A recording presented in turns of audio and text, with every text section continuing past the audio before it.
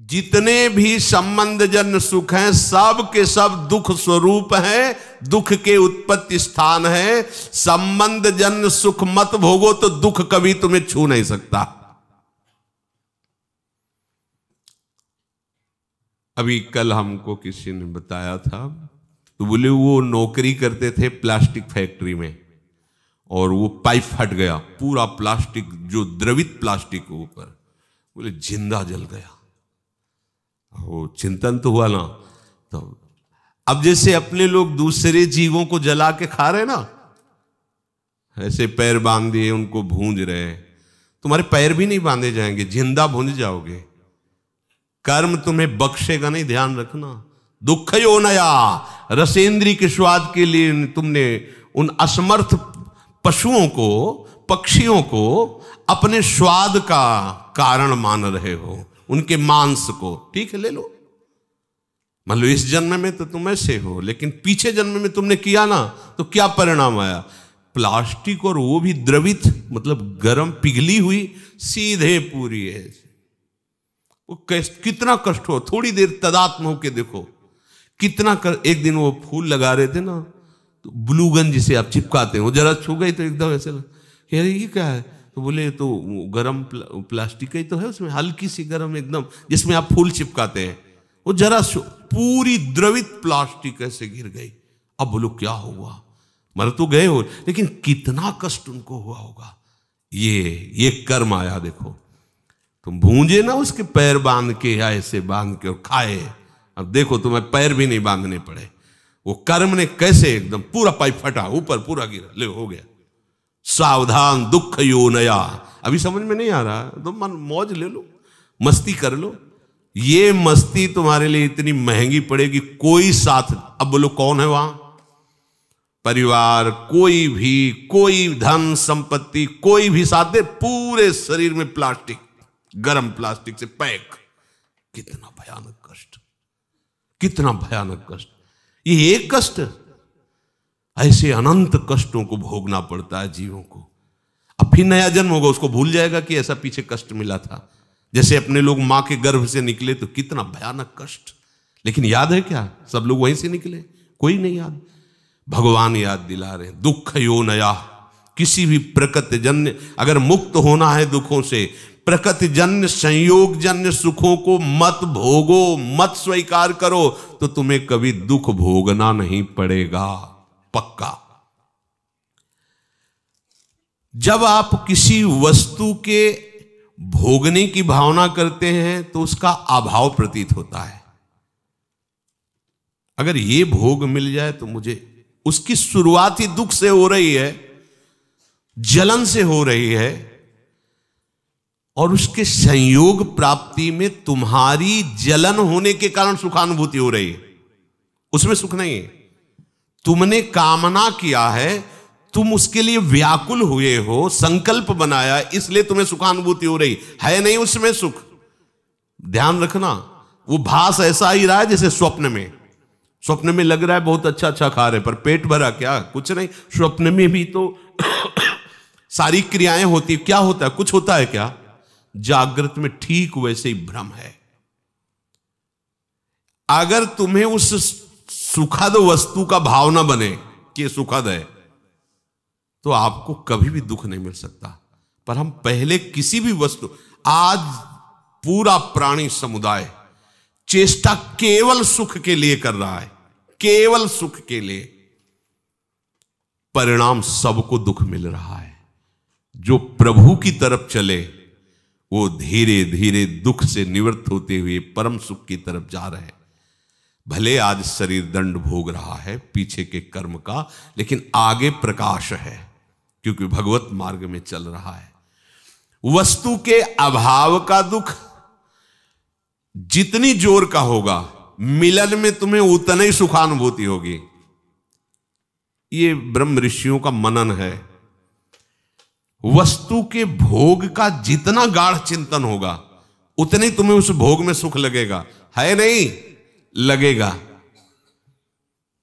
और जितना तुम उसमें सुख अनुभव करोगे, उससे अनंत गुना बढ़ के तुम्हें दुख मिलेगा। ये सिस्टम है, ये है नियम है, इसीलिए देख लो सब दुखी हैं, सब शांत हैं।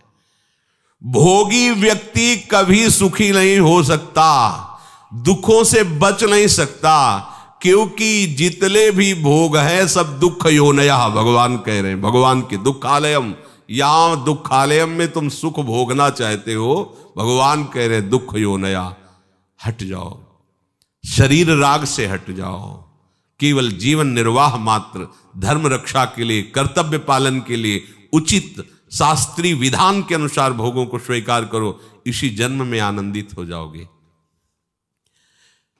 अगर आप केवल भोगों में ही सुख मान करके रत हो तो परिणाम ताप संस्कार दुखैर गुण वृत्ति विरोधाच्च दुखमेव सर्वम विवेकिनः। तुम्हें 3 प्रकार के दुख वर्तमान में ही भोगने पड़ रहे हैं, देख लो। परिणाम दुख, पीछे जो कर्म किए उनका परिणाम भोग रहे हो। परिणाम दुख और ताप दुख और संस्कार दुख, ये 3 सुख भोगने वाले को भोगना ही पड़ता है। देखो, सुख भोगने वाले के लिए लिखा है, जो संसार में सुख भोगने की वृत्ति लिए हुए उनको ये अपने आप 3 दुख भोगने पड़ते हैं, परिणाम दुख, ताप दुख और संस्कार दुख। संपूर्ण विषय भोग आरंभ में सुख रूप सबको प्रतीत होते हैं। कोई भी कर्म जब हमारा बनता है तो उसमें हमारा लक्ष्य होता है सुख। कोई न कोई ऐसा कर्म बना जो सुख के लिए हमने पाप कर्म किया, सुख भोगने की भावना से पाप कर्म बना, और वही कर्म आकर के दंड देता है। ध्यान रखना, चाहे कोई हो, कोई भी हो, कितना भी बड़ा महापुरुष हो, इस शरीर रचने के समय उसके उस कर्म संस्कार को रचा गया है। इतनी अवस्था में तुम्हारे ये रोग होगा, इतने ये प्रारब्ध भोग है, ये आएगा, अपना रूप विस्तार करेगा। लेकिन ये भजन का, ये भगवत शरणागति का प्रताप, वो बस कवच बन करके उसकी रक्षा करता है, ना उसे भय होने देता है, ना शोक होने देता है। अब ये शरीर छूटा, पीछे सब गोदाम में आग लग गई, अब उसमें एक भी कर्म ऐसा नहीं जो जग सके या नवीन हमें बंधन दे सके, खत्म। आगे जो कर्म हो रहे हैं भगवद अर्पित हैं, वो खत्म। प्रारब्ध जो है धीरे धीरे खत्म होता जा रहा है, और उसको कैसे भुगवा रहे? कृपा कवच से। सत्य कहते हैं, अगर प्रियाजू की शरण में ना होते तो रोज हम ऐसे जलते जैसे कि तवा में रोटी सेकी जाती है, ऐसे जलते और मनाते कि ये शरीर छूट जाए तो अच्छा है, मनाते। कहाँ इतनी अर्थव्यवस्था, कहाँ ऐसी सेवा, कहाँ ऐसा हृदय की विश्राम स्थली, कहाँ हृदय को लगाते, किस पर लगाते? जिस पर लगाया था वही धोखा दे रहा था। क्या होता थोड़ी देर भी तो बिल्कुल एकदम जैसे जल में कमल का फूल रहे, ऐसे प्रियाजू रख रहे। संपूर्ण विषय भोग आरंभ में सबको सुख रूप प्रतीत होते हैं, और वही कर्म, वही विषय भोग परिणाम में महान दुख प्रदान करता है। एक सत्य घटना, ब्याह हुआ, पत्नी आई, तो जैसे परस्पर स्त्री पुरुष आसक्त हो जाते, ऐसे पति आसक्त हो गया। पत्नी का पहले से कोई प्रीतम था, वो जब उनके दृष्टि में ब्याह होने के बाद पुनः आया तो उसने रोकर कहा, हम तो आज तक तुम्हारा ही इंतजार कर रहे हैं, और जिएंगे तुम्हारे लिए और मरेंगे तुम्हारे लिए। अब ये तुम सोचो कि तुम्हारा प्यार कैसा है। तो उसने कहा, इस बार हिसाब हो जाएगा, हम मायके आ रहे हैं, वहीं बुलवाएंगे इनको। मायके गई और वहां से फोन किया कि आपके बिना हमारा दिन नहीं कट रहा, माता पिता तुरंत भेजेंगे नहीं, आप 1-2 दिन के लिए आ जाइए। आ गए। वो जो बहुत ज्यादा चिपकती है, नाक मुंह में लगा दिया उसको, फेब्रिक है, और उससे हाँ क्विक क्या, हाँ वही नाक जैसे खवा पिया के लेटा दिया, और मित्र को बुला लिया और नाक में और मुंह में वही भर दी। वो मिनट में एकदम जाम गए। ये सत्य घटना। क्या हुआ, कहां सुख है, किसमें सुख है।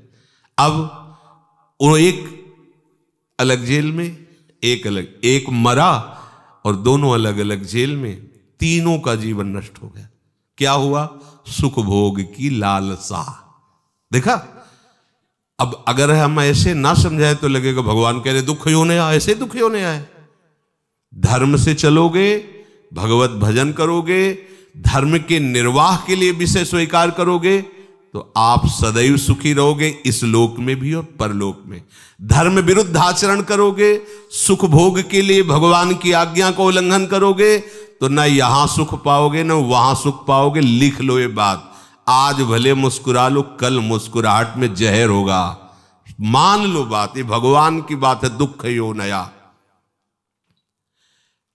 जगह जगह ये सुख की लालसा ऐसा नष्ट कर देती है। मेजर पदवी पर आर्मी में थे, भ्रमण करने से सब, बहुत सुंदर उनका बंगला था, बहुत सुंदर व्यवस्था उनकी थी कानपुर में। सामने मिठाई की दुकान थी, पंजाबी शरीर था उसका, सामने मिठाई की दुकान। अब वो आर्मी के तो 4-4, 5-5 महीने बॉर्डर में ही लगे हुए हैं, तो उसका उससे मित्रता हो गई मिठाई वाले की दुकान से। गेटमैन रहता उसके यहाँ, पर जब मालकिन का आदेश है तो गेटमैन क्या रुकेगा। अच्छा, वो जब आते थे तो सूचना दे के आते थे कि 1 महीने की छुट्टी या 2 महीने की छुट्टी, तो सावधानी हो जाती थी। उन्होंने सूचना दी नहीं, अचानक आ गए, उधर से निकलना हुआ होगा, सोचा होगा आज रात यहां रुक जाते हैं फिर चले जाते। तो गेटमैन ने कहा साहब अंदर नहीं जा सकते। दिमाग खराब, मेरा घर मेरा परिवार, तू कह रहा। बोले मालकिन का आदेश। एक थप्पड़ जमा, मालकिन का आदेश। अब गेटमैन की कितनी ताकत, जैसा सिखाया गया था वैसा, और उसको तो पता नहीं था। वो अंदर जाके तो उसने कहा ऐसा तो हम सोच भी नहीं सकते थे कि आप दोनों थे, दोनों ने मिलकर उसका वो ही मार दिया, आर्मी के मेजर को, और गाड़ दिया वहीं। बड़ा ऐसा मकान, वैसे वो पहुंचा नहीं, वहां सरकारी जांच हुई, कहां से कैसे क्या पता चला। 1 दिन के लिए घर गया था, वहां से फोर्स आया, गेटमैन से पूछा तो उनकी पिटाई एक अलग कोटि की होती है। वो 1 मिनट में बताया, हाँ साहब आए थे, अंदर जाते देखा, बाहर निकलते नहीं देखा। अंदर से जब पिटाई शुरू हुई अंदर वालों की, तो उन्होंने बता दिया तुम्हें मेजर साहब गड़े हुए हैं। क्या हुआ, भयंकर, तीनों को कष्ट। एक को पत्नी के राग में मृत्यु दंड मिला, मार दिया ना दोनों ने मिलकर, और दोनों को ऐसे सरकारी आदमी के मारने के लिए उनको दोनों को सजा मिली। क्या सुख, दुख ही होना यह। और ये कार्य कैसे हुआ था, सुख भोगने के लिए। जितना भी आप धर्म रहित आचरण करेंगे कहीं भी त्रिकाल में, ये तो ब्याज हुआ उस कर्म का। परिणाम जो आएगा वो तो आगे मिलेगा। बड़ी जेल है नरक, ये छोटी जेल है यहाँ की। यहाँ जो डंडा चलते हैं, फांसी मिलती या और जो भी कष्ट, ये ऐसा मान लो कि ब्याज मिलता है, और मूल हिसाब तो आपको बड़ी नरक में मिलेगा, जो यमराज के दरबार की, यहाँ के जेलर यमराज हैं, वहां जो मिलता है। वहां ऐसा नहीं होता कि 10-5 कोड़े मार दो या 10-5 साल की जेल दे दो। एक एक कष्ट को कल्प कल्प तक भोगने के लिए दंड दे दिया जाता है। अब जीव है, वहां मरना तो है नहीं, यातना देह में पड़ा भोगता रहता है। दुख यो नया भगवान के वचन है, इसलिए ये परिणाम दुख है। धर्म विरुद्ध आचरण, भागवतिक आदेश के विरुद्ध आचरण करोगे, कभी भी कहीं भी सुखी नहीं हो सकते, चाहे जितना दान पुण्य कर लो। दान पुण्य एक अलग कर्म हो गया और वो पाप कर्म एक अलग कर। अगर कट सकता है तो एक ही काट सकते हैं, वो केवल भगवान है। मामेवे प्रपद्यन्ते माया में ताम, वो कह रहे हैं हम त्वाम सर्व पापेभ्यो मोक्षयिष्यामि मा शुचा। दूसरे व्यक्तियों के पास अपने से अधिक भोग देखने से या इच्छानुसार भोग भोगने की इच्छा से, भीतर में जो भोगों की इच्छा है पर शरीर में सामर्थ्य नहीं, किन्हीं कारणों से, या जिससे हम अपना प्रेम संबंध स्थापित किए हैं वो हमसे प्यार ना करके और से, इन सब कारणों से ताप हृदय में पैदा होता है, जलन। जिसको कहते हैं हम डिप्रेशन में जा रहे हैं। प्रभु को नहीं पकड़ा है तो डिप्रेशन में नहीं जाओगे और कहाँ जाओगे? अभी तो कम डिप्रेशन है, ऐसी जगह भेजे जाओगे जहाँ डिप्रेशन है, वहां कहीं शांति नहीं, एक क्षण के लिए भी शांति नहीं। आओ ऐसी जगह में जितनी गलतियां होंगी सब क्षमा हो जाएंगी। बहुत करुणा में सरकार है, अति उदार भी सुंदर। मान लो इनकी शरण में हो जाओ, दुख से बचने के लिए शरण में हो जाओ। भगवत प्राप्ति, परमानंद और प्रेम ये तो सब आगे की बातें। इन दंडों से बचने के लिए हो जाओ कि ये राष्ट्रपति हैं, जैसे न्यायालय से पास हो गया कि अब इसे फांसी मिलेगी, राष्ट्रपति माफ कर सकता है। अहम त्वाम सर्व पापेभ्यो, आओ तुम सर्वधर्मान परित्यज्य मां में खुला दरबार है श्री कृष्ण का। कह रहे आ जाओ माफ कर दूं। अरे चल पड़ो ना, काहे को पीछे लौट रहे हो? पीछे लौटोगे हर जगह धोखा ही धोखा है। पाए जान जगत में सब जन, कपटी कुटिल कलयुगी टंचु। ये ताप होता, जलते रहते हैं। कौन कौन सा? अपने से अधिक भोग देखकर हृदय जलना, इच्छानुसार भोग ना मिलना।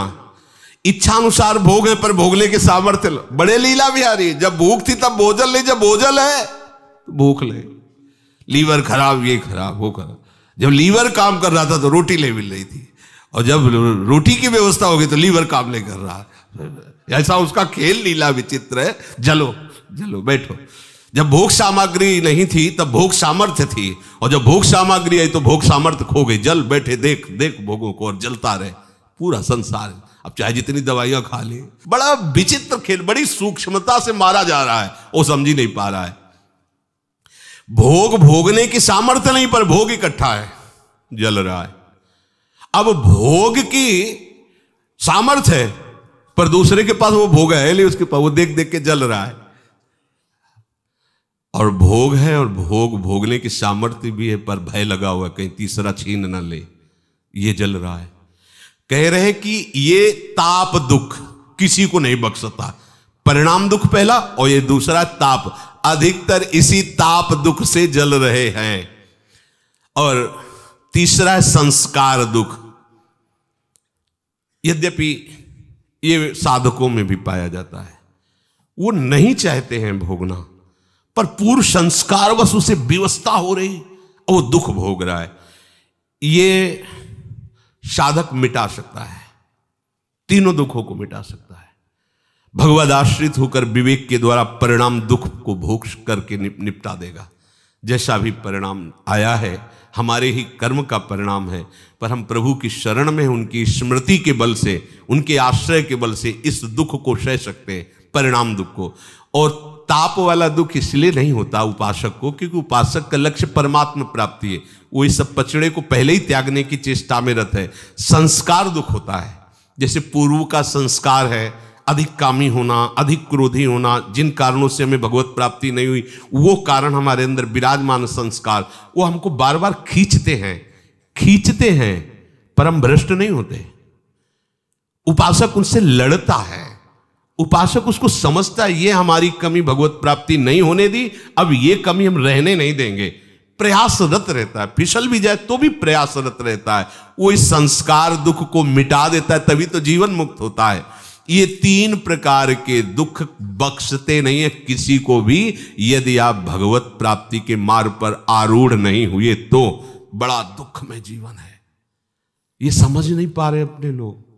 अरे कब तक चैन से जियोगे? मरना है भाई, फिर नया शरीर मिलना है। और क्या क्या दशा होती है शरीरों की, क्या क्या, किस पर विश्वास करें? जब समाज की तरफ देखो तो लगता है किस पर विश्वास करें, किस पर?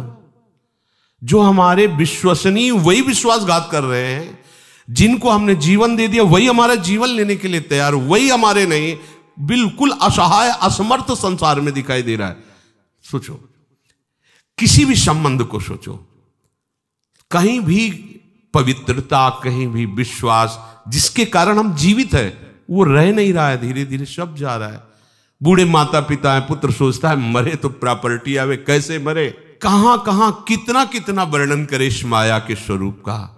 एकमात्र भगवान की शरण ही तुम्हें बचा सकती है, कोई तुम्हारा नहीं। मान लीजिए कोई तुम्हारा, साहब छल कपट का चरित्र माया का भरा हुआ है। अगर आप थोड़ा भी भजन करेंगे तो आपको समझ में आने लगेगा।